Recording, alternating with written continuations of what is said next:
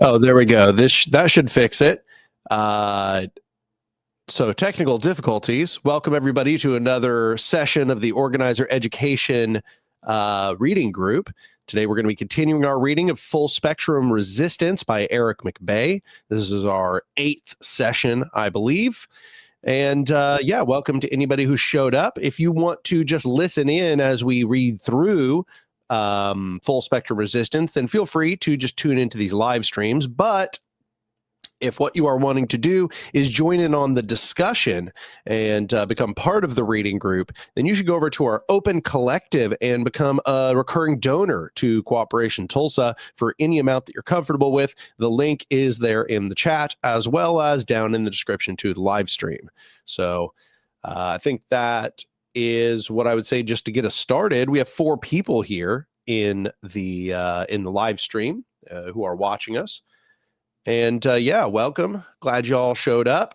I'll probably spread this link around just a little bit more so that people can. Okay.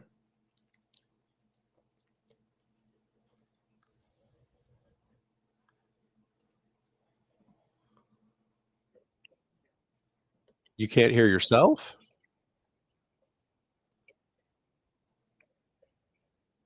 Huh. Oh, I know why. Ta-da! Now it should work. Say something. Something. There's a lag, so it takes a second. Yep, it works. Ta-da! It's almost like I have to have both of them in the room. I have to have both of them on the stage. Success! Excuse me. I'll spread the link around a little bit.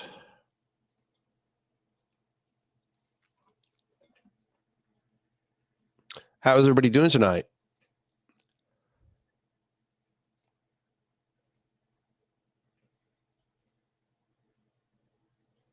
It was a Monday. Can't lie, but I'm happy to be here. Well, there we go. That's not too bad. It could be worse. It was cold, but I made some chicken and dumplings from scratch. That was pretty good.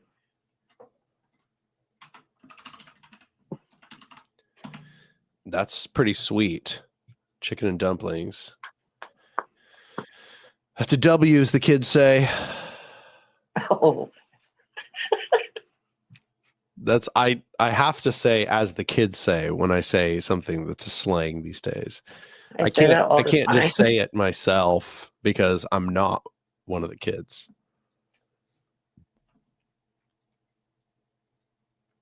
All right. I think we are all set up and ready to, as he said, no cap, right? No cap. I'm Unk. On God, etc. Tubular. I don't know. Totally. Okay, good. I'm glad that we've all come to an agreement on this. So, that is it for now. Got the link spread around. I think people are aware of the things, the stuff. It's happening. So I am going to get us started reading. So this is in bold text, and it says, fight oppression and gain strength internally while building coalitions and alliances externally. You can't have an effective resistance organization, radical or otherwise, if it is racked internally by oppression or bad group dynamics. There must be a strong basis for unity, at least on short-term and intermediate goals. Set aside some time in your group to discuss your purpose, ways of making your group appropriately inclusive, and to learn and develop your anti-oppressive analysis and practice. Prioritize the voices of people who have been marginalized or underrepresented in your decision-making and strategy development. That doesn't mean everyone has to agree that everything is perfect before undertaking action. That would stall any action and probably collapse the group, something I've seen many times. To the contrary, you have to show people that an organization can achieve success through action. If a movement can't win any victories, why would people bother to stick with it through the slow and difficult work of fighting oppression and building good dynamics? In bold, identify a common enemy and a common struggle. Building resistance is extremely difficult when regular people identify with those in power instead of with each other. As John Steinbeck argued, quote, socialism never took root in America because the poor see themselves not as an exploited proletariat, but as temporarily embarrassed millionaires, end quote. In other words, too many people falsely believed that they would one day be at the top of the pyramid. In Nazi Germany, as I discussed, that identification with power hampered serious resistance even after the Nazis were gone. When China was occupied by Japan, Chinese revolutionaries used that common external enemy to build cooperation across the political spectrum from communists to right-wing nationalists. A shared hostility toward those in power has held successful revolutions together throughout history. This was instrumental in the alliance of lesbian and gay organizers with miners in the UK in the 1980s. It is a common enemy that will allow people to bridge their ideological and cultural gaps to fight side by side.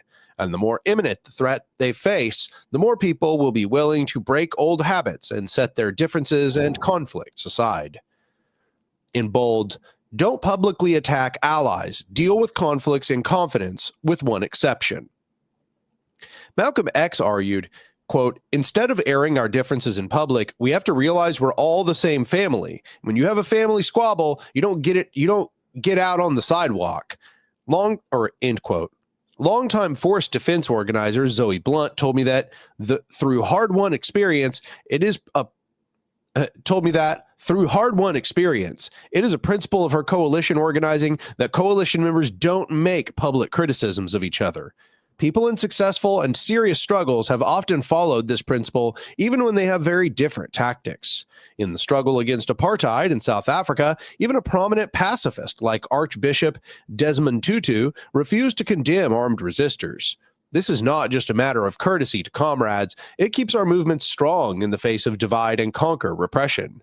Mohawk Sean Brandt of Tyendinaga told me about Indigenous opposition to a new tax in Ontario a few years ago. Indigenous militants allied themselves with the more official chiefs of Ontario.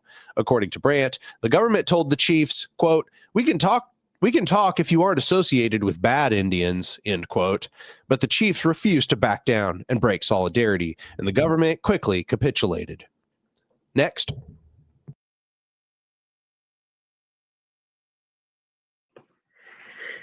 Avoiding public attacks can be an important expression of solidarity, but there must actually be mechanisms for resolving conflict internally, such as third-party mediators, and they must be taken seriously. Otherwise, dangerous conflicts or legitimate grievances might only be suppressed to bubble up later in more damaging ways. I've seen this happen too many times, and it's often heartbreaking. While it's generally good to avoid airing grievances publicly, there is a very important exception to that guideline when we confront patterns of sexist, racist, or otherwise oppressive behavior. Too often, we have seen groups overlook the internal mistreatment of women, people of color, and LGBTQ plus people. Too often, abusers have been ignored or enabled because of their status or positions. Too often, we have heard things like, we don't want to lose that man, he's a good organizer, or just ignore that, it's for the good of the movement. That's bullshit. Solidarity does not mean papering over nasty behavior. Solidarity means siding with the people who are not in a position of power. And it means that people of privilege may have to be uncomfortable and deal with uncomfortable situations.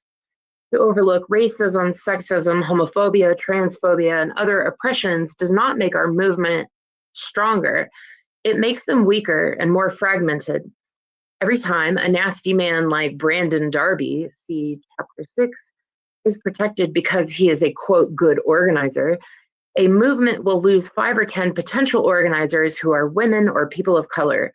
How many incredible women did the Black Panthers lose because of rampant sexism and misogyny? The whole movement. Conversely, how many fantastic organizers Were Judy Berry and Fred Hampton able to recruit and retain by taking an inclusive and intersectional approach? That doesn't mean every single inappropriate remark needs to be responded to with an open letter of condemnation. There are a variety of options to handle thoughtless or insensitive behavior, many of which can happen within particular groups. We'll come back to this subject in Chapter 6, Security and Safety. But patterns of abuse, sexual harassment, or other kinds of oppressive aggression must be confronted openly within our movement.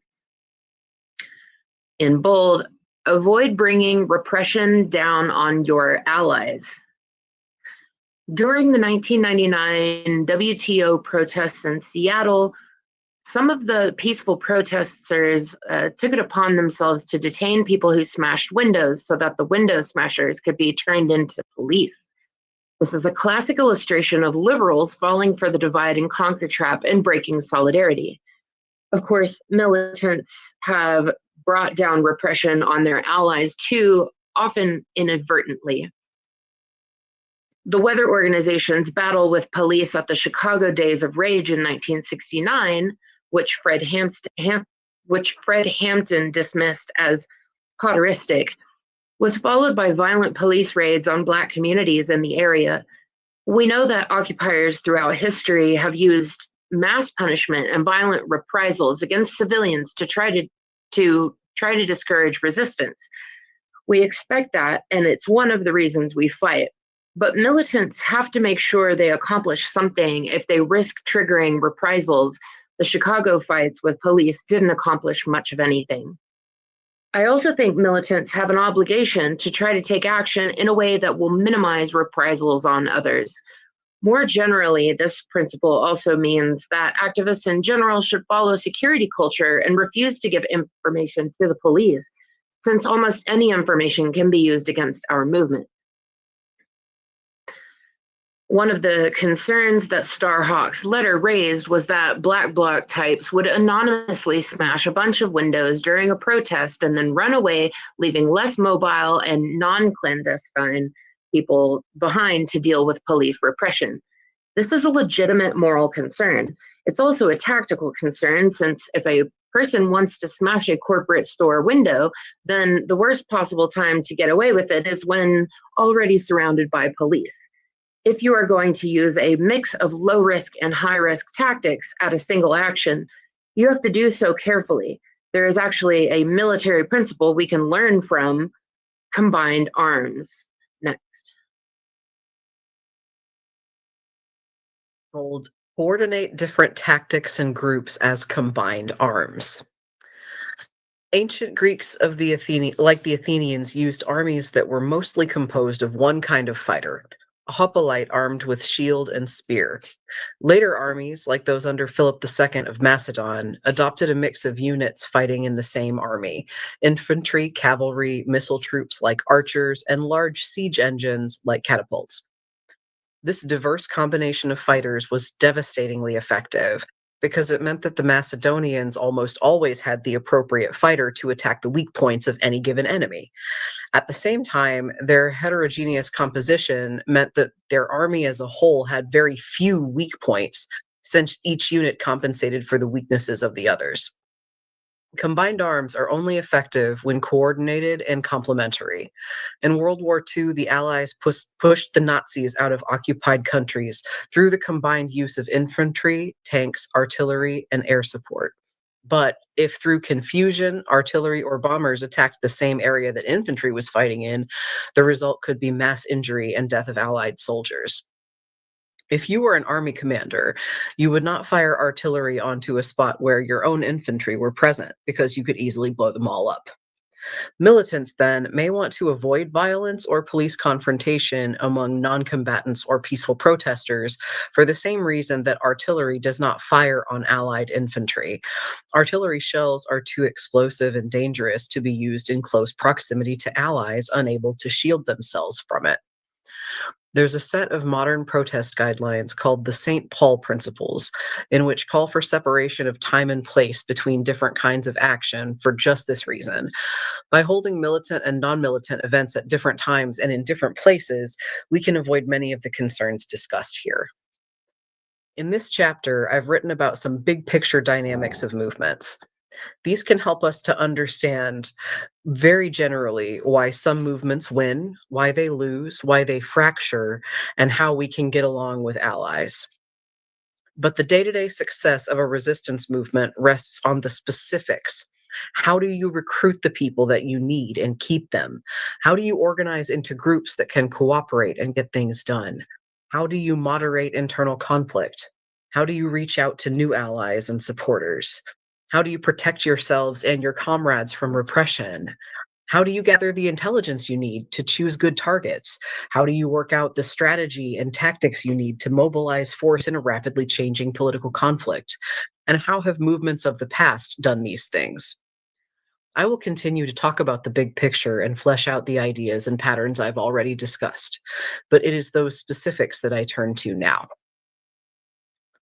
Next. Chapter 4, Recruitment and Training. Quote, as individual fingers, we can easily be broken, but altogether we make a mighty fist. From Sitting Bull. Title, Coalition for a Free South Africa. In April 1985, the movement against South African apartheid is gaining steam around the world. That movement includes a divestment campaign meant to deprive corporations complicit in apartheid of money and shareholders. Social justice organizations and many university campuses have joined in. Such a movement is being organized at Columbia University in New York City, led by the Coalition for a Free South Africa. The CFSA has a steering committee of mostly Black students who make decisions by consensus and a loosely organized group of 50 active supporters. For the last few years, the CFSA has used a traditional strategy of awareness raising. They've held discussion groups and teach-ins about the violence of apartheid. They've been covered in newspapers and on television. By 1983, they convinced the administration, faculty, and student representatives on the university senate to vote unanimously for divestment, but the Board of Trustees overruled that decision. This rejection signaled to student activists that traditional strategy has failed. Professor Eric L. Hirsch, who interviewed students during the ensuing period of conflict, quotes one student who had been optimistic about the Senate vote for divestment. Quote, it hadn't been a bunch of radical youth taking buildings and burning things down to destroy, but rather going through the system. And it seemed to me that for the first time in a really long time, the system was going to work. And then I found out that it hadn't worked, end quote. The CFSA calls for rallies and vigils to condemn the actions of the trustees, but the events are poorly attended. They realize they need to escalate to win. So they plan two simultaneous actions. The steering committee members will stage a hunger strike, and simultaneously the whole group will take over a campus building. In their minds, this will mean chaining the doors shut and blocking the entrance until a small number of people are arrested. It's an extension of the strategy of symbolic awareness raising they have used. The goal is to get media attention. They call a mass rally for the day of the blockade, but keep the blockade plan secret. Turnout at the rally is disappointingly low. Fewer than 200 supporters arrive. Nonetheless, they continue with the plan, give some speeches, and begin the march. The participants expect a routine march with some chanting and speeches. Instead, the march stops at a building called Hamilton Hall. The front doors are already chained shut. The steering committee announces the plan. They will hold those steps until the university agrees to divest. Virtually all of the marchers stay on the steps. Then something surprising happens. Within hours, their numbers nearly double. Organizers are shocked at the enthusiastic response to this riskier action, compared to low participation in much safer events. One steering committee member would record, quote, by noon, there must have been hundreds more people than I expected there would be. I was hoping for 50 people, including the hardcore. We would all get carted off. That's what everyone was expecting. We would have a story written and the press would report that we had done this. Jesus Christ, what happened that day was absolutely mind-boggling." End quote. This new action is dramatic and serious. The CFSA's recent rallies were poorly attended because no one thought they would accomplish anything. But people joined the blockade because, though riskier, it might succeed. Hirsch's survey of the student body shows that before the blockade began, only 9% of students considered themselves at least somewhat active in the campaign for divestment. But a whopping 37% of the entire student body participated directly in the blockade of Hamilton Hall, either by joining rallies or sleeping overnight on the steps. They joined because they think they can win. Some of the blockaders are taking real risks. 6 go on a hunger strike to request a meeting with the university president and trustees. Within a few weeks, 2 are in the hospital. Some of the blockaders are South African. They risk imprisonment when they return home. Even the students who risk less are galvanized by the personal sacrifice of their comrades. There again is that Overton window. But this is not a protest of glorious martyrs with an outer circle of disciples. The blockaders deliberately use inclusive, participatory decision-making processes. There are long meetings and discussions on the steps. Those present try to use consensus as much as possible, though they occasionally fall back on voting. The university administration decides to target individual students with punitive action to disrupt the blockade. They call disciplinary hearings. They send letters threatening suspension and expulsion. They target the CFSA organizers, as well as students who had little prior political engagement on campus. But these attacks only strengthened the resolve of the blockaders. Eventually, 500 people signed a declaration taking personal responsibility for the blockade. So the administration settles on a different approach. Wait the blockaders out. And by the 3rd week of the occupation, energy among the protesters begins to diminish. Some of them begin to describe the blockade as a chore. Media coverage wanes. For reporters, the blockade is old news. The blockaders do not simply trickle away. Rather, they intelligently evaluate their strategic situation, and as a group, they decide to end their blockade so that they can put their energy into new initiatives. They conclude the blockade with another march, en masse, into Harlem. And in 5 months, the Board of Trustees gives in. Columbia University divests. Next.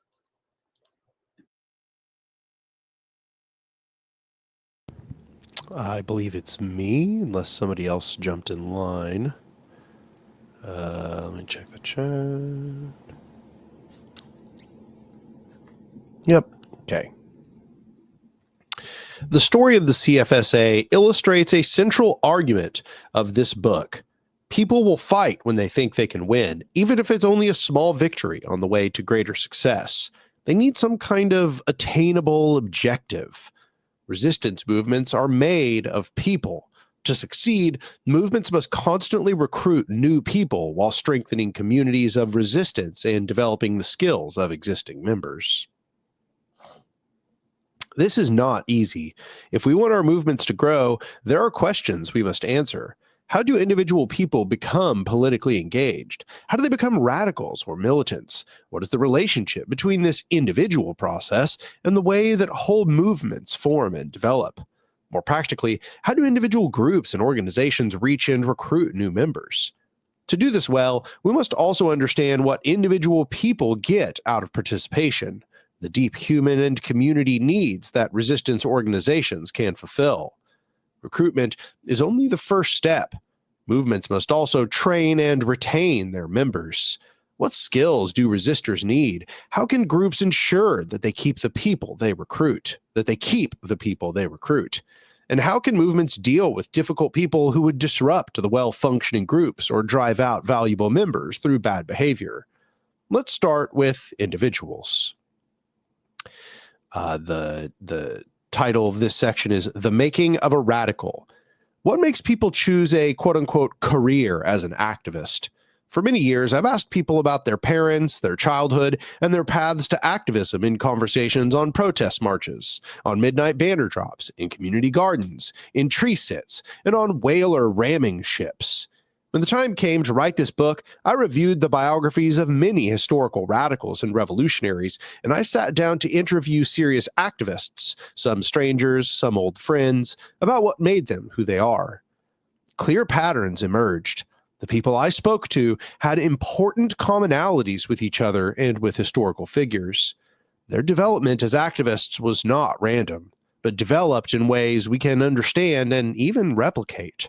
Let's talk about the broad patterns for a few pages and then come back to practicalities.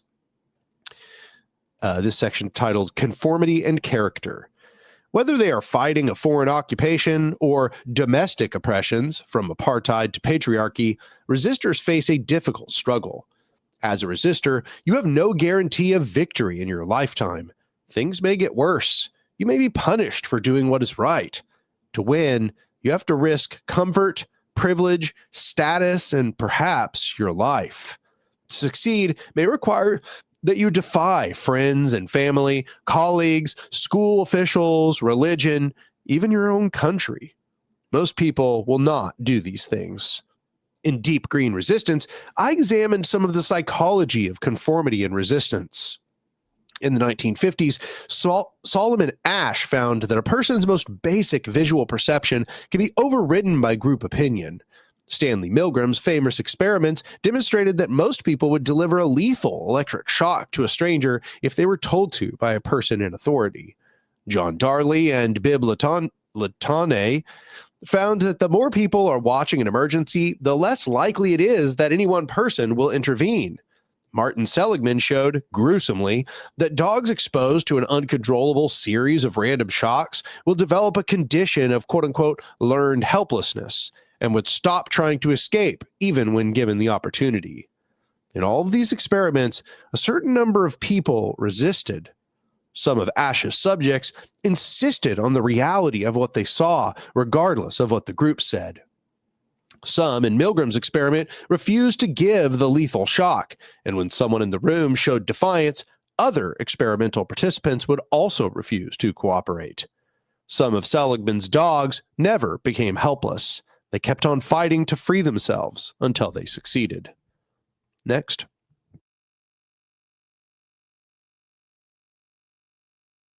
I forgot to unmute myself. These who resisted had a certain kind of character. They refused to conform, and they refused to give in. Perhaps not surprisingly, the people I spoke to shared personality characteristics that made them psychologically able to resist: intelligence and thoughtfulness, confidence, a certain rebellious streak usually balanced with an ability to relate to others. Seligman, in later psychology research with humans, found similar characteristics that made people able to resist learned helplessness. Resistors have a reputation for being rebellious, but rarely are effective resistors total outcasts or social loners, at least not in adulthood. A resistance movement is a political endeavor. It succeeds through group action. As Hirsch explains, quote, consciousness raising is not likely to take place among socially marginal individuals because such isolation implies difficulty in communicating ideas to others, end quote. Older psychology research started from the assumption that protesters were pathological. Quote, marginal, insecure, irrational people join these movements because they provide needed social direction unavailable from existing social institutions, end quote. The reality is quite the opposite, of course. Hirsch explains, quote, the setting in which political protest movements originate is not typically characterized by confusion, insecurity, or unrest, but by careful planning by close-knit groups of politically committed activists, end quote. Writing about members of the French resistance, historian Julian Jackson explained, quote, these were not maladjusted mavericks, although clearly they were individuals of exceptional strong-mindedness, ready to break with family and friends, end quote. I don't know if that image on the right side of the page is something I'm supposed to. I can't really even see something about. It looks like a triskelion, but personal experience. Anyway, the people I spoke to had varied backgrounds in terms of class, ethnicity, and place of origin. Few of them were raised in radical families. Those who were came mostly from whole entire communities of resistance, like indigenous groups. Similarly, few were raised in conservative or right-wing families. Most explained that at least one parent or adult in their childhood was liberal. As children, they absorbed basic values of equality, fairness, and anti-discrimination, and so on. This is also something found in studies of 60s student radicals. One young man, not from a radical family, explained, quote, "The values I got from my family, the ones that I've kept, are good. I've pared and peeled them to fit my own style, but there is a good continuity here," end quote. On the other hand, explains Kenneth Keniston, for those, quote, who came from military liberal or radical family background, militantly liberal or radical family backgrounds, the awareness of becoming a radical was essentially a realization of reconnection with one's roots, end quote. There are there are basic personality characteristics that make people more likely to resist, but traits like intelligence and confidence alone don't make a resistor. Something more is required. I think we can boil down the key elements to a radical triad, three key ingredients that move people from dissidents to active resistors. Those ingredients are personal experiences, radical catalysts, and action needs. Next. There is personal experiences. All of the people I spoke to or studied had radicalizing personal experiences, usually when they were young. Many of them experienced oppression or injustice personally, of types ranging from childhood abuse and rape to poverty and genocide. Family history was important. One person had a grandmother who organized against the fascists in Spain. Others had family who had survived the Nazi Holocaust or fought colonialism in the global South. Many resistors' families told them stories that helped inoculate them against injustice. Closely witnessing injustice can also have a radicalizing effect. Author Stieg Larsson, who wrote The Girl with the Dragon Tattoo and campaigned against the extreme right as a journalist, was radicalized in part because as a young man he watched the gang rape of a teenage girl and did nothing. Many of the people I spoke to were, as children, very concerned about the treatment of animals and other living creatures. Most told me that they were worried about fairness as children and that they would get into arguments when people were not being treated fairly. These experiences of injustice or oppression go hand in hand with a distrust of authority. Personal abuse often happens at the hands of an authority figure. Some people were racially profiled, harassed, or arrested by police as youths. Others were taught from a young age to think critically about news reports and statements made by politicians, and so came to distrust authority. I believe people must have some experience as outsiders in order to become radicals. For most people, conformity is comforting. The experience of being an outsider helps people develop the strength of character to do what is right, even when it isn't popular. More than a few people I interviewed were teenage goths, nerds, hippies, or punks. I dyed my hair green and got a skateboard. I didn't want to fit into this world. End quote. Keniston noted that the 1960s student radicals who he spoke to also felt different from their peers when they were young, noting their childhood involvement with social and political issues. He argues, quote, "These young radicals were concerned with moral issues at an age when most of their classmates were not. And although most had a circle of close friends, these friends were usually others like themselves, intellectually able, active, and vigorous children who knew how to lead in the defense of an unpopular cause." End quote. To become a radical, one must also experience the failure of traditional or low risk methods of social change.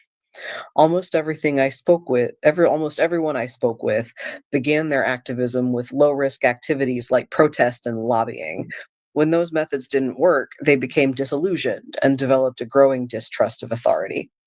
This is important. To become a radical, a person must be committed enough to pursue social or political change until they fail. And they must be committed and strong enough that once they have witnessed the failure of superficial methods of change, they continue to seek out more profound and effective methods. People who develop radical political consciousness must experience these things personally. Only direct experience seems to be real enough and intense enough to change someone as a person. Just reading about something or watching it on television isn't enough. Next. Radical catalysts. Potential resistors need time, analytical tools, and a community for dialogue and action. Experiences of oppression and abuse of authority do not turn most people into radicals. If it were intrinsically radicalizing to be racially profiled or exploited by an employer or talked down to for being a woman, then we would have no shortage of radicals. Obviously, something more is needed to catalyze that transformation. To become radicalized, people need time to consider their experiences and to gain some psychological distance from traumatic or confusing events. They need analytical tools to understand their experiences and put them in a political context. And they need people they can talk to about these things, especially a community of people with similar experiences. One man told me about being a child in Saudi Arabia during the Gulf War, watching the American troops and planes prepare for bombing runs on Iraq. After the war and in economic downturn, nationalist movements demanded Arab jobs for Arab people. His family was South Asian, so they immigrated to the United States. He was the only person of color in his entire high school in a town with an active Ku Klux Klan. After September 11, he and his father were targeted by anti-immigrant security fever and charged with harming national security interests. Without being given any information about what that meant or why they were being charged, they were forced to show up for regular court appearances and interrogations on threat of deportation. Eventually, the FBI even tried to recruit him to inform on Black Muslims. Finally, things reached a breaking point, and he fled to Canada, using a student visa to go to graduate school. He explained to me that he wasn't able to process all of his experiences to develop political consciousness until after he had left the United States and started his graduate program. There, he explained he had both the time and the analytical tools needed to process and understand his experiences in a political way. Psychologist Martin Seligman, in his research on learned helplessness, found people are more prone to learn helplessness if their worldview or explanatory style is pessimistic. He uses that term in a specific way. Pessimists believe bad things that happen to them are personal, permanent, and pervasive. That is, something bad happened to me because of my own personal faults and shortcomings. Bad things will happen forever, and bad things will happen everywhere I go. Seligman argues that to overcome learned helplessness and the associated feelings of defeat and depression, people must learn optimism, overcoming the sense that they are personally to blame for systemic injustice. Radicals understand that while discrimination may be targeted at individuals, it's not just an individual issue. There are systemic causes. That's the real meaning of the slogan, "The personal is political." A process of political awakening is partly about putting those radicalizing personal experiences into a political context, understanding that they are more than just personal, they are structural.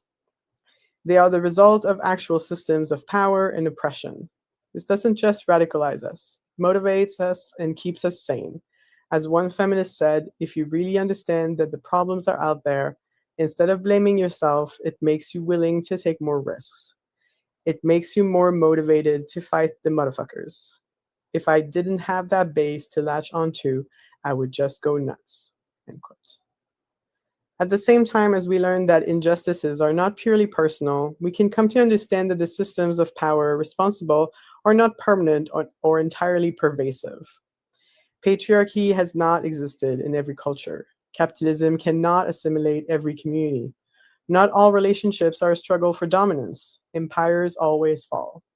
Sometimes time to think and the direct experience of oppression go hand in hand. Many a radical has emerged out of prison. As a teenager, Malcolm Little was a drug dealer, burglar, and cocaine addict. When arrested and sentenced to 10 years in prison, he could barely read and write. He resolved to educate himself and copied out the entire dictionary by hand. Soon he read voraciously, studying abolitionist books and history. He joined the Nation of Islam and changed his name to Malcolm X. Prison was also a radicalizing factor for the George Jackson Brigade, a West Coast urban guerrilla group. Ed Mead and John Sherman, founding members of the group, were radicalized while reading Marx in prison. Next. I'm going to leave that to you, Daniel. Great. Okay, so we got a table here. It's basically about that like pessimist versus optimist split that was being discussed a minute ago, and it gives examples. So like I'll just go left. Like first I'll read the pessimist one, and then I'll read the optimist one, and then those will like act as contrasts. So the pessimist personal version is I'm poor because I'm not smart enough and I just don't work hard enough. Whereas the optimist radical version is we are poor because capitalism exploits us and the rich have rigged the system. The pessimist individualist perspective is men talk over me because I seem weak. And the optimist radical version is men talk over me because of patriarchy. So continuing on, the police attacked that young black man because he looked suspicious. He shouldn't have worn that hoodie, as opposed to the police racially profile black men no matter how they're dressed. He also categorizes that that's personal versus external or systemic. And here we have pervasive versus specific. So like there are poor people everywhere. There's no way to escape it. That's pervasive. Specific is inequality in this country is among the worst of all developed countries. Many places have lower poverty rates. Pervasive, it's normal for men to mistreat women. Boys will be boys. Specific, not all societies are patriarchal. Not all cultures are rape cultures. Pervasive, it's natural for white people to run society. Specific, most cultures and most of history have not been ruled by white people. There's also this distinction about duration between permanent and temporary. Permanent, there have always been severe poverty, patriarchy, and racism, and there always will be. Temporary, systems of power like capitalism, sexism, and racism were constructed, some quite recently, and so they can be dismantled or destroyed. They won't last forever, and it's our job to accelerate their abolition. All right, that was the table. Back to the text.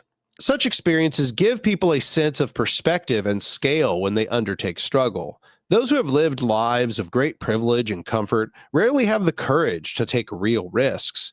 But when you face oppression and abuse on a daily basis, it changes how you perceive the risks of resistance. When asked by a French journalist whether he feared being arrested and imprisoned in the United States, Black Panther Stokely Carmichael responded, "I was born in jail." Analytical tools for radicalization come in too many forms to list. Sometimes the tools are political ideologies like Marxism or socialism. Sometimes they're worldviews or perspectives like feminism or anti-authoritarianism. Sometimes they are embedded inside religion like liberation theology or the Nation of Islam, or in sports or community activities. Sometimes they are part of arts and culture, in novels or film, or in hip-hop or punk music.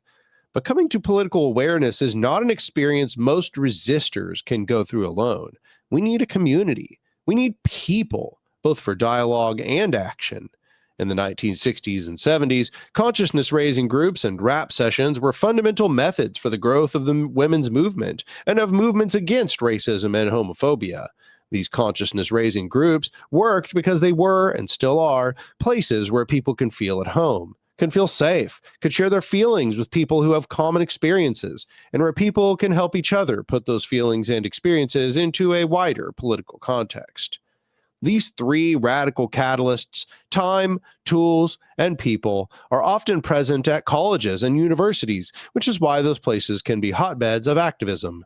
But many university militants don't stay that way. Some of them, from privileged backgrounds, may lack the first component, the strong personal experiences that underlie enduring radicalism. Others, perhaps, lack the third component, necessities for ongoing action. I'll just pass it here. Next. All right, the next section says action needs. In order to progress from merely having radical ideas, In order to progress from merely having radical ideas to undertaking radical action, people need something more. They need A, a community of people to take action with, B, models for action, C, a mental narrative of how social change happens or an imminent danger that demands immediate response, D, a sense that winning is possible or perhaps that they have nothing left to lose, E, biographical availability. Rarely do people take radical action alone. They need a group with whom they can have political discussion and take action. Without this, the contradiction of radical beliefs and their own lack of effective action cause them to spiral into defeatism. As Kenneth Keniston writes, can you scroll up? Daniel, can you scroll up? Thank you. As Kenneth Keniston writes, many Americans share radical perceptions, delusions, and interpretations of our society, but are embittered, soured, alienated, or apathetic. They are curdled idealists, but not active radicals. Such individuals can at most be considered latent radicals, or they lack a commitment to action and a sense of engagement with others who seek to change society. A further process of activation and engagement is therefore essential in the making of a radical. Not only must the individual perceive social reality in a certain light, but he must come to feel personally responsible for affecting change. He must acquire models of commitment and action, and he must somehow deal with the issue of his effectiveness as a radical political actor.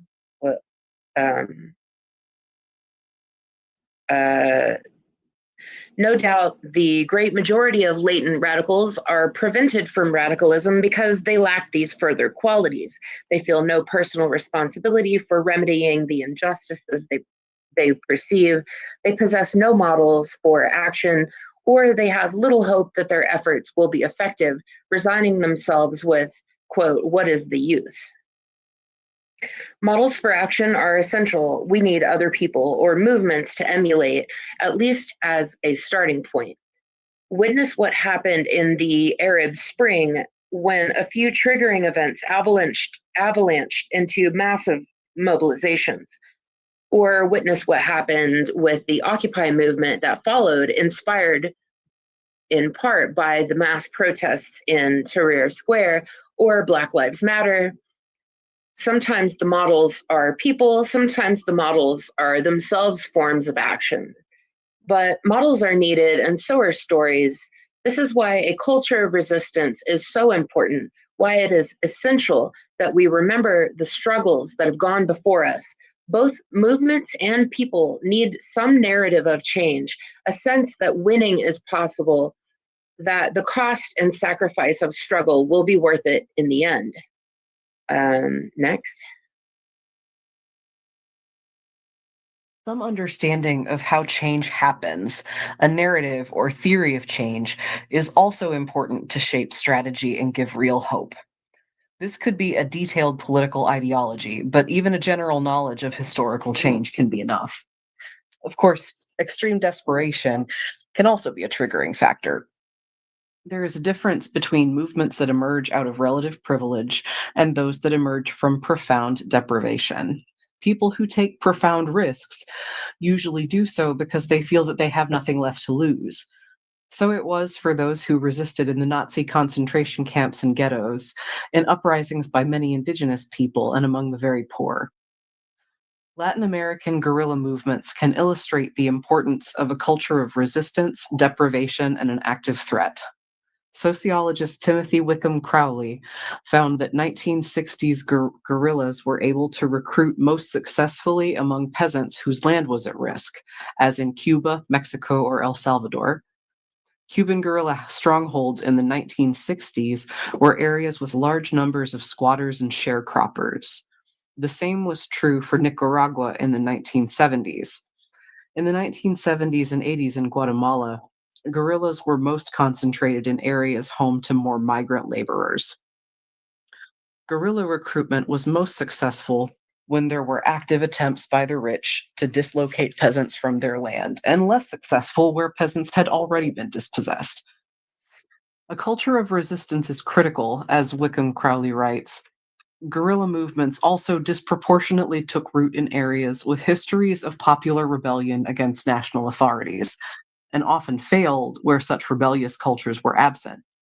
In the Cuban case, Oriente Province had been the locus of slave revolts, anti-Spanish rebellions, and civil wars, and anti-government movements since the early 1800s. Che Guevara's failed rebellion in Bolivia, a country that had hosted literally thousands of peasant movements in the past century, was mistakenly launched in a part of Bolivia that had hosted relatively few of those movements. Most of the people I interviewed were either middle class or working class. This is partly a reflection of my own social networks and movement connections, and partly a reflection of the demographics of resistance and protest in North America. Those raised in the most affluent families are mostly enculturated in the norms of the upper classes and have no interest in revolution. There may be an optimal range for organized resistance centered between the middle and working class, where people have enough to get by, but not so much that they become complacent. Those at the top are mostly too entitled to resist, and those at the very bottom are often occupied with the emergencies of daily life. Though relatively privileged, there are reasons that people with middle class backgrounds are well represented among radicals. Middle class activists may have more biographical availability, free time to engage in projects outside of work and family. This is important for action. Young people without full time jobs and dependents have a lot of biographical availability. People who are taking care of kids or who have multiple jobs or who spend a lot of time and energy dealing with health issues have reduced biographical availability, and groups wanting to recruit and include them must account for that. Members of the middle class in general have more free time and more access to some of the intellectual tools that catalyze radicalization. They can probably afford to go to university, a commonplace of radicalization. With material needs met, they can look to other goals. Next.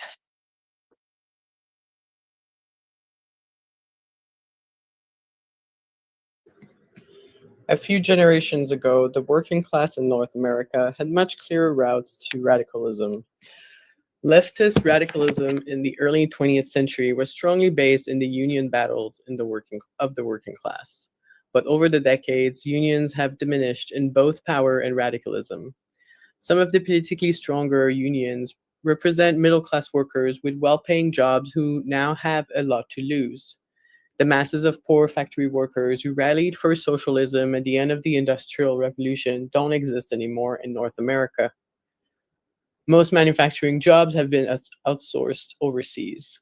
At the same time, employment has shifted toward non-unionized jobs in the service industry. These jobs may be dreadful, but they don't provide the same opportunities for radicalization once offered by unions like the industrial workers of the world. If we want to create new routes to radicalization, we must consider again the radical triad.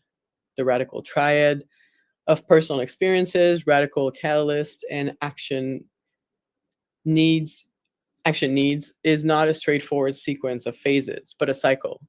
Confronting systems of power, provides us with new radicalizing personal experiences, not all of them pleasant. We consider and comprehend those experiences and integrate them into our own strategic thinking and personal motivations, and we develop stronger communities for action. And then there's a radical triad figure. Personal experiences, firsthand or witness oppression, radical catalyst, time plus tools plus people, action needs, community plus models plus narrative. As we move through this cycle again and again, we accumulate more radicalizing personal experiences, more of the tools and people that let us understand the world in a radical way, and more of the necessities for action. The effect is not a single circle, but a spiraling, radicalizing trajectory that can deepen our motivation to create change, our understanding of the world, and our efficacy in struggle. Of course, personal trajectories are only one part of what makes resistance grow and thrive. Recruitment depends on the complex interplay between individual radicalization, group formation, and the dynamics of the outside world. In other words, it depends on movements. Effective recruitment. It's good to understand why people become radicals in general and how movements grow and develop. But recruitment is ultimately practical, not theoretical. And history offers us many different practical approaches to choose from. Powerful movements tend to use many methods at once. The Black Panther Party, BPP, used broad-based approaches including posters, pamphlets, and newspapers.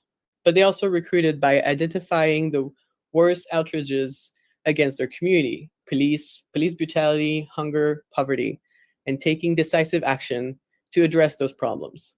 They instituted survival programs like soup kitchens, free breakfast programs for kids, and medical clinics.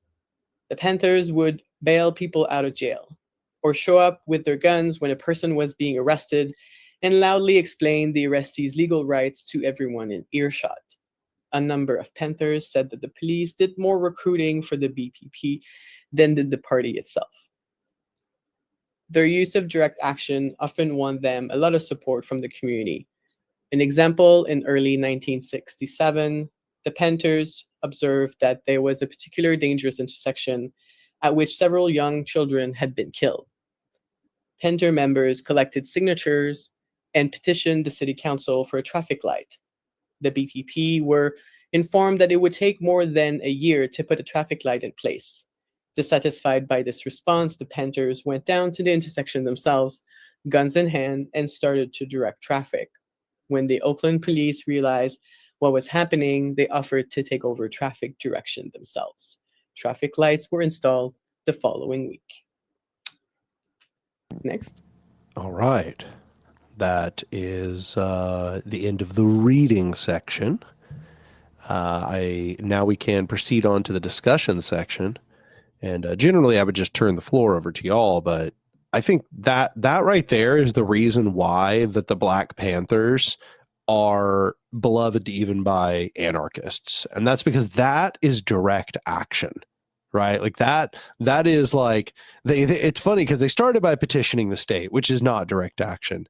But when the state didn't do what they wanted, they didn't just like go, oh man, we should like carry out an extensive campaign to keep petitioning the state. No, they just said, no, okay, fine. We'll do it ourselves. We're going to directly intervene and provide the service we think is needed. If the state won't provide it, we'll provide it. We already asked. They said no. We'll provide it ourselves. And it got the original desired effect, which is just really that they put the traffic light in. But I think this is like a perfect example of how we should approach these sorts of struggles. So I'll hand the floor over to everybody else. Anybody have any thoughts, comments on the text we read this evening? Yeah, I'm hoping that, I know that we read this before, but I can't remember if he did go into detail about the conflict resolution parts, and I'm trying to remember if he said like, we'll get into this in so-and-so chapter, but he brought it up, and I really very firmly agree and have always felt that if you if there's something that you need to address with your comrade or ally, to do it in private, for most cases, as he said. And I feel like, unfortunately, a lot of people that have the culture of defeat, I feel that they really jump into public criticisms that aren't really even, or takedowns even, that aren't really something that needs to be discussed publicly. But I think, it's a way for people to gain social capital. So I'm hoping that he goes further into conflict resolution steps, because I think that a lot of people really don't know how to resolve conflict. They don't know how to have conflict, healthy conflict that is like solutions oriented. And it just results in a lot of fractures, or people just simply, leaving the movement. I agree with that 1,000%. And my personal feeling is that is largely because of the sort of culture that the internet has created, where on the internet, the only power that we do have is call outs. And so people really got addicted to the power of call outs because it made them feel strong. But then it mostly was aimed toward their allies than it was toward the enemy.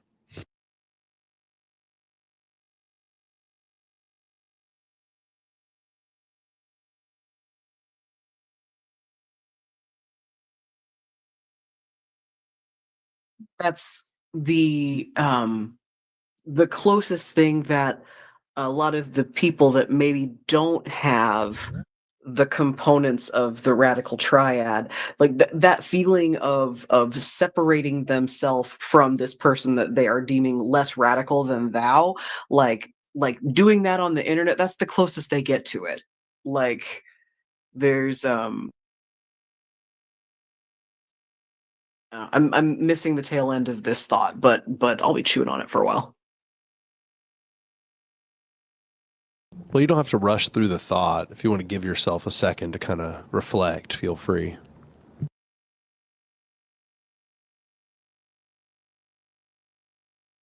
I'll come back around to it, I'm sure. Anybody else had any thoughts about that section?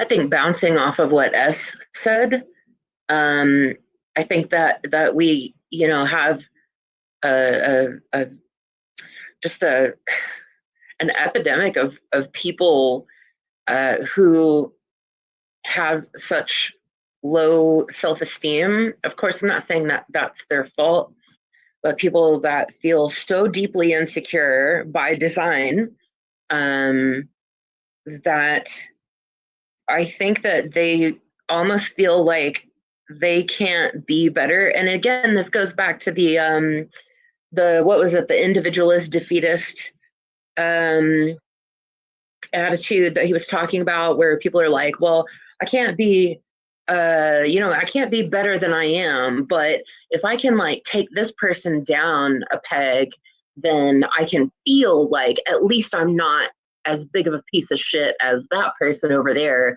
who like used the unpopular word or whatever it is. And I think that's like their only way of feeling slightly less like a piece of shit. It's sad. I mean, I'm saying this from a place of empathy, in that, I would like everyone to feel, confident enough that they don't feel the need to pull others down so that they feel a little bit better about themselves for 5 minutes. But yeah, I think that's all part of it. Yeah, pessimist, individualist.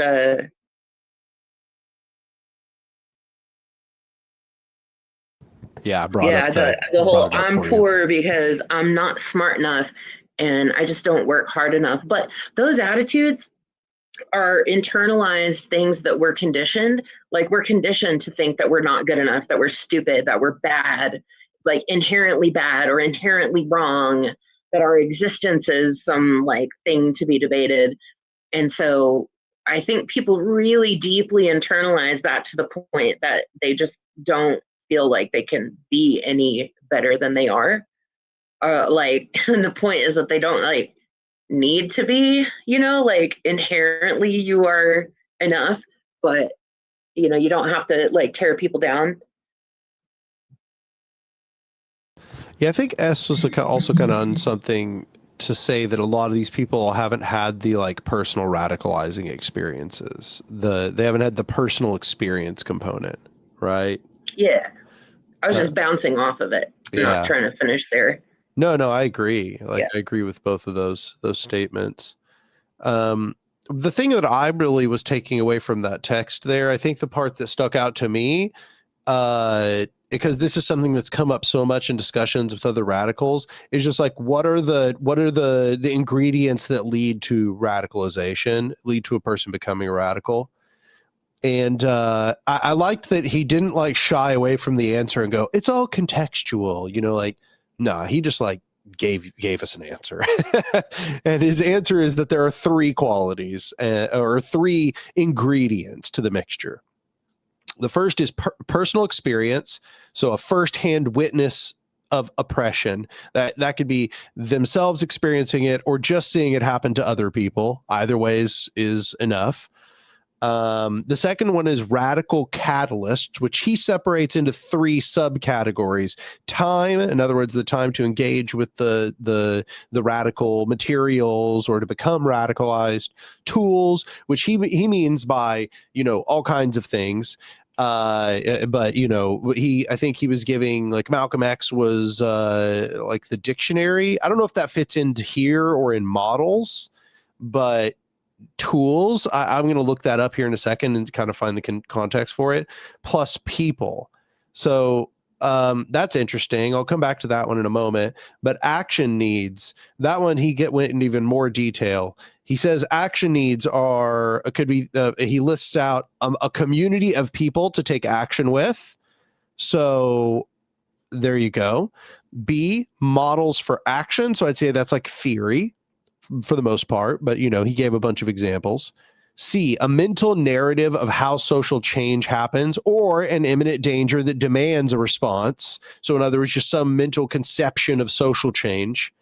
D, a sense that winning is possible or perhaps that they have nothing left to lose. And then E, biographical availability. In other words, the ability, the personal ability to engage with all of this and to engage with being an organizer or radical of some sort. And I appreciated that he just laid out a thesis here. What do people think of the thesis?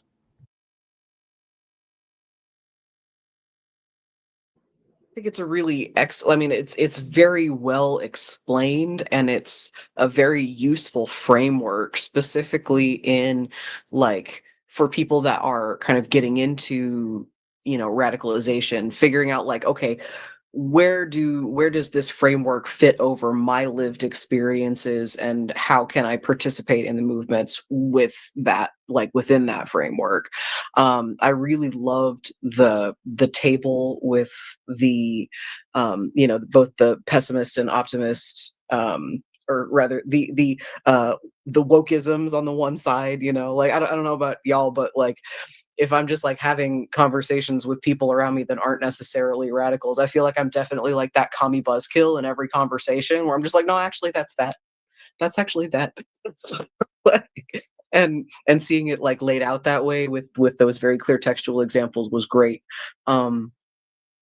So all in all, fantastic section.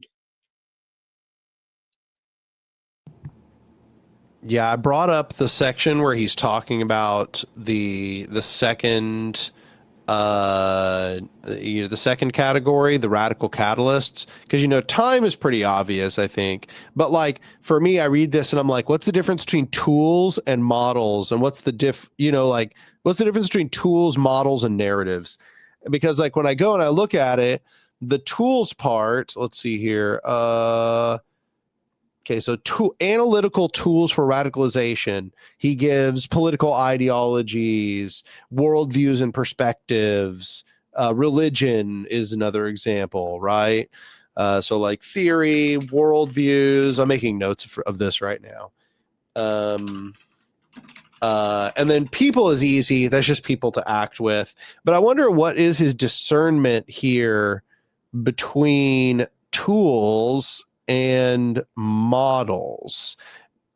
I get, because like here he says models for action, and then the narrative he expands as a mental narrative of how social change happens. So what I'm trying to do right now is kind of discern what the difference is between, say, theory, a worldview, and a model or narrative of how change happens.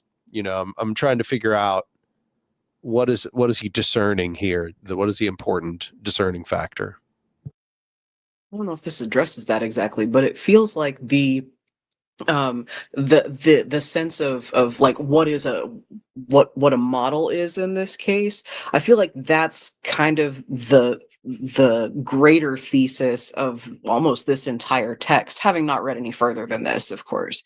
But like it is, because tools are, when I think of the difference between the two, like the tool is specifically like the medium that you are working through and examining. But like one thing that so many like radical, like people that would be radical thinkers and radical movements now is that if you like, we don't see and hear about a lot of models of successful like things, like we don't, all of that knowledge is so purposefully oppressed in our culture, so we don't have models for other ways of existing. And so I think that it kind of comes down to like a sense of radical imagination, and like modeling versus like, okay, here are the things through which you're exploring that, but you have to have these greater like concepts and places to take it. I don't know.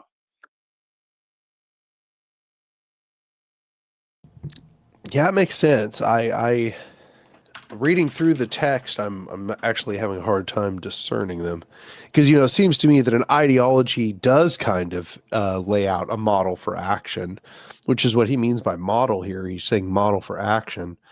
The narrative, a mental narrative of how social change happens. But once again, it seems to me that that's like part of ideology. So there might just be some overlap here. But I guess more explicitly, the model is the model for action. So not just like hierarchy is bad, but like I'm an anarcho-syndicalist, so I think unions work, something like that, right? Not just an abstract analysis of power, but also like how do you change things? Not just a religious worldview, but a belief about how to make change. And then a mental narrative of how social change happens. Once again, that seems like that strong overlap with ideology, but yeah, no, I still think this is a very useful a guide to understanding what makes somebody become a radical.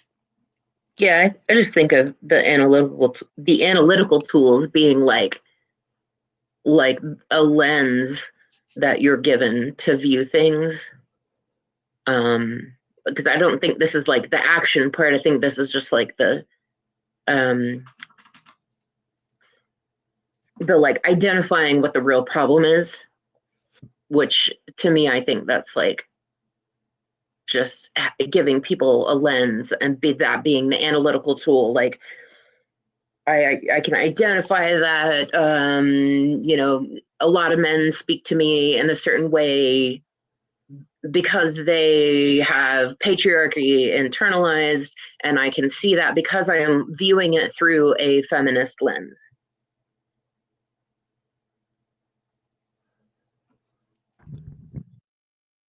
Right, which doesn't necessarily enfold a model for action then, right? Just to understand the structure, I suppose. Like there are the vast majority of people that are on the left have a really good lens to view things, but they have no mode of action. Yeah. So I think that's those the are concerning part here. different, and it's so much so that when those two things collide with the way of thinking and also the way of doing, you have a word for that, praxis, Right. and it has to have a word because it's a very specific thing when they do collide. True. That's actually a good point. Okay, so tools plus models equals praxis.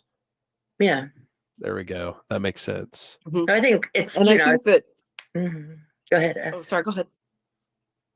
I was just saying, I think that with the definitions of these that he's using, I think that's accurate.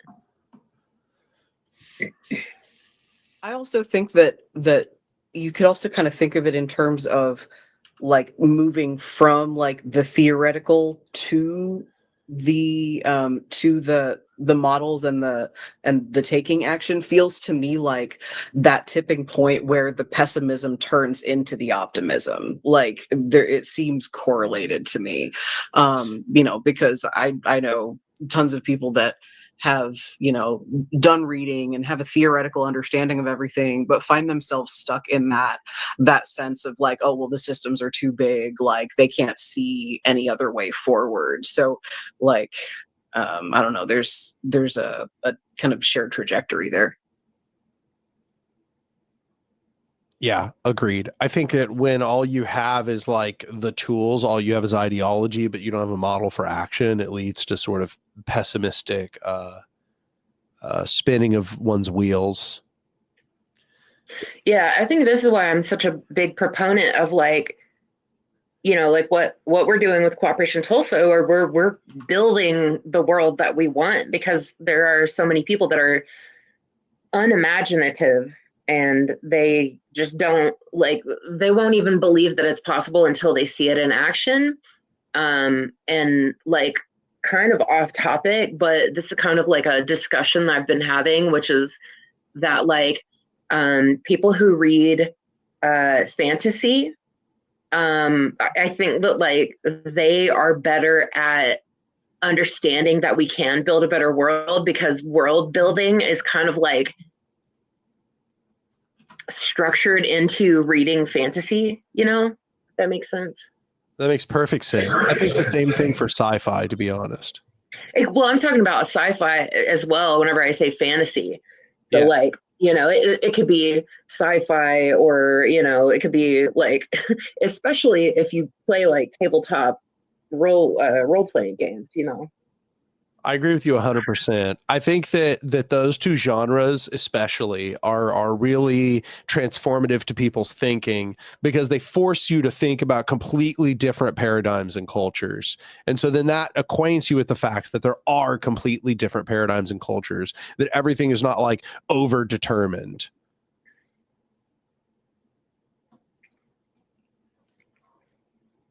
But yeah, no, we still have like 10 minutes left. There's actually like a lot of good insights in this section. Andrew, Jen, I noticed that y'all haven't said anything here. Do y'all have any thoughts about the text?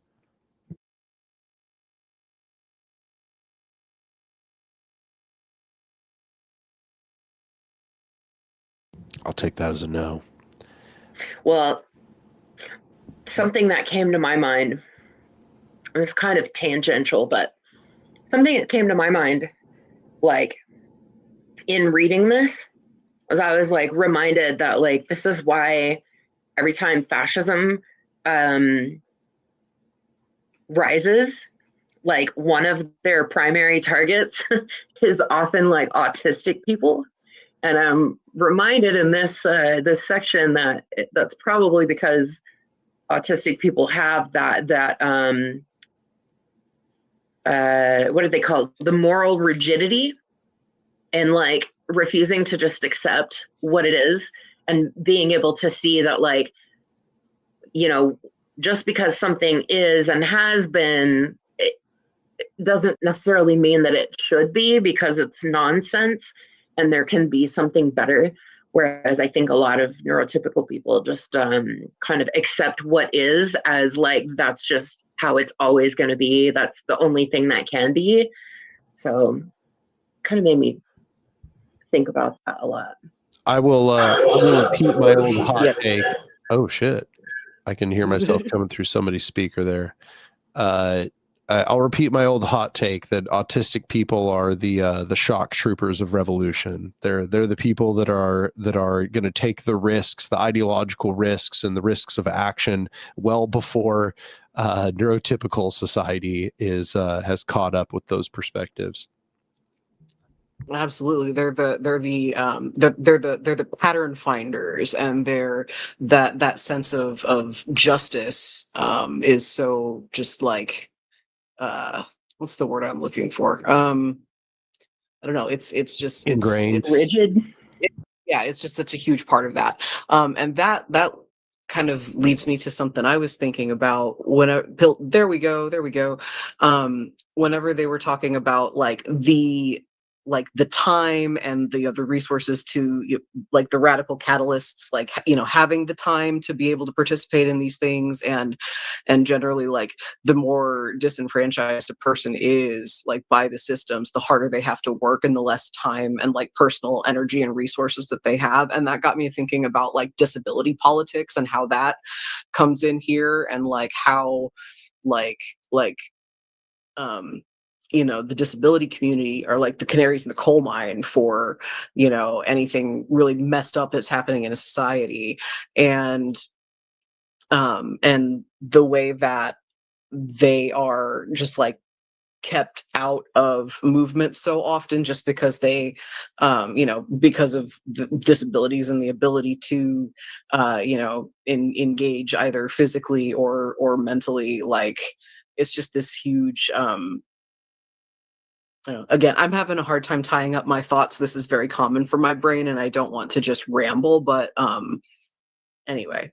You should feel okay with rambling. I think that's really the whole point of the discussion section, is that now you consumed the material, you've digested. Now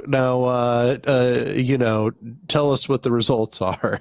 And if that's meandering, it's fine. You're probably still kind of digesting. Jen said she liked the point about the real sacrifices needed for action. And, it also talking about most people are not willing to give up their minor comforts and social status. And I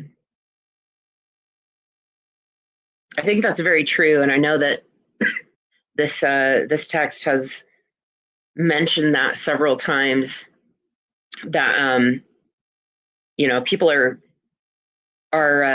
willing to put up with just about any horrors as long as they still have like a nice phone or something. As long as you still have like a gaming console, like who cares if we're all going to the gulag? I mean, yeah, I'm trying to find the paragraphs where that was being discussed. But yeah, I mean, it was basically just saying like, you might sacrifice your friends and your family and your social circle, and you might end up being at risk at your job and all of that. Like those are big sacrifices that a person might be, not very willing to make. And I think one of the important things about this book, and one of the reasons why I'm such a big advocate for this book, is because he keeps returning to like, everything keeps coming back to, yeah, that's why it's so important that we get wins. Right? That's why it's so important that we get wins, because it makes all of this worth it. It makes all the struggle worth it. It makes all the sacrifice and the stress worth it. We have to like be able to develop these sort of like concrete goals and then actually achieve those goals. Or if we don't achieve them outright, that's understandable, but at least have to have made some kind of step in the right direction, because that's what keeps people around after all of those sacrifices. Yeah, that's pretty much why I refuse to engage in like high risk, low benefit activities, because like I want to have a win. I'm not just doing this just to do it. I have an end goal. Jen says, you can definitely see people in history who are really committed to the sacrifices. That is correct. And I would also like to point out that for every one person in history who you can see that really committed to those sacrifices, there are hundreds who you will never hear about, because part of them committing to the movements and to, radical change was that they had to disappear. They had to live in exile and anonymity, and we will never know their names. And we only know just a handful out of them. And I feel like if someone really needs praise and recognition and needs to be remembered in history, I feel like maybe they might not end up being quite as effective as the people who were simply willing to just disappear into anonymity as they were going to in the first place. Because I don't think anybody's gonna remember me, 20 years after I'm gone. After the people that know me now pass away, nobody's gonna remember me, and I'm fine with that. I would very happily disappear into anonymity if I had the ability to. But I feel like a lot of people don't want that. I think that they really want that. They want to stand out in the pages of history. Yeah, they want and the recognition. The recognition, yeah, and the eternal recognition and remembrance and going down in history. And I think that prevents a lot of progress, a lot of success, because being successful, history is written by the victors. It's so interesting how all of the history books, all the people writing the history books happen to be the good guy. Right. One thing that occurs to me about the recognition thing, and this is something that I've sort of discovered in my own life, is I think that there's a paradox in this, and that is that the person who will put their nose to the grindstone and do the work without the recognition eventually will become so accomplished that they will probably get recognition. But the person who goes around constantly wanting recognition will probably achieve very little and will only be a celebrity in their own mind. You know what I'm saying? I mean, gaining celebrity is honestly kind of a full-time job, as I understand it. Yes. I think that it's about keeping one's mind upon the actions, about getting things done, and then eventually you'll have a track record behind you, and you will get recognition organically. Not you. If you do it for recognition, it will be empty, and you probably won't get the recognition that you desire. But if you do it for the sake of doing it, not for the sake of recognition, you may just get recognition as a byproduct. That's my experience. And I think that's been what I've seen for a lot of people. So I think that's a challenge, though. If you go into it for the wrong reasons, that doesn't sound very satisfying. However, that is about it for our evening tonight, or for our reading group tonight. I appreciate everybody showing up, both here in the reading group and in the live streams. We got like 16 viewers right now.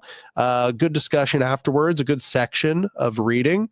I hope everybody who's watching afterwards enjoys the live stream. Also, I just want to remind you that if you want to be in the actual reading group and you want to be in the discussion, you should go over to our open collective and you should become a recurring donor for any amount, and then communicate with us somehow to tell us that you have become a recurring donor. We will give you a link both to the Cooperation Tulsa Discord server, which is probably the most useful thing to get here, but then also a link to these chats that you see on screen.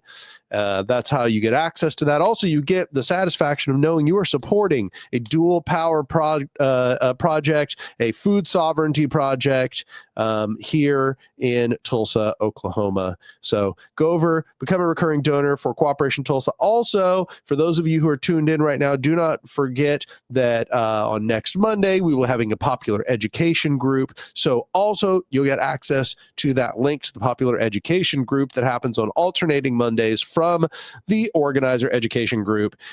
I think that's the spiel. It's no longer Theo. Theo has handed it off to a couple new people. Yeah, it's that's how we're proceeding forward. I'll still be posting the link on our social media. So I'm still managing the social media. So I'll be posting the link for Popular Education along with like a heads up of what we're going to be watching every Monday. So if you follow our social media accounts, I always post the link there. There you have it. All right, everybody. Appreciate you all tuning in. Appreciate everybody showing up to read. I'll see you week after next. Have a good one. Good night. Bye, everybody. Take care. Bye.